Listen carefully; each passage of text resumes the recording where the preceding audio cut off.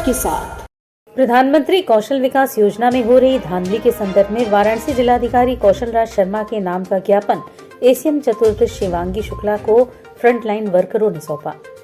कोविड-19 योजना के संदर्भ में अवगत कराना है कि प्रशिक्षण कौशल विकास योजना के अंतर्गत फ्रंटलाइन वर्कर के रूप में प्रशिक्षण पूर्ण किया, जिसमें विद्यार्थियों ने कहा कि हम सभी लोगों ने विभिन्न स्वास्थ्य केंद्रों पर अपनी जिम्मेदारी और कर्तव्य निष्ठा अपनी जान जोखिम में डालकर प्रशिक्षण को पूर्ण किया। इसके कारण हम लोगों ने अपनी आगे की पढ़ाई बाधित करते हुए इस योजना को पूर्ण किया।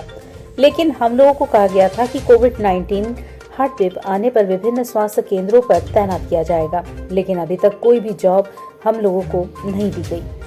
उसी के संदर्भ में गौरव हंसराज, सिम्मी, आशुतोष यादव, अनीता देवी, सुरेश यादव इत्यादि लोगों ने जिलाधिकारी के नाम का ज्ञापन सौंपा। जून में कार्यक्रम चालू किया गया था मोदी जी के द्वारा।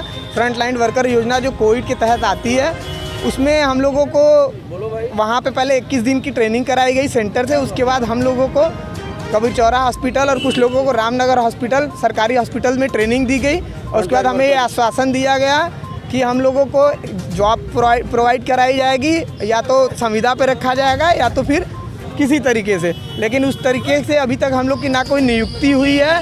और बच्चों का मानना ये है कि कुछ बच्चों के कुछ पैसे आए हैं जो हम लोग को स्टाइफिन और ट्रेनिंग के तहत मिलने वाले थे, वो भी हमें नहीं मिले हैं। बाकी बच्चों की कुछ भी पैसा नहीं आया। अब हम लोग सेंटर पे जाते हैं तो सेंटर वाले ये कहते हैं हमसे कोई मतलब नहीं है पैसे का। अब सरकार से बात फाइट कीजिए इस चीज़ पे।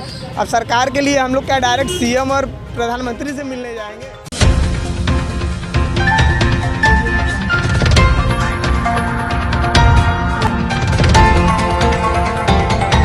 वाराणसी लाइव, सच के साथ।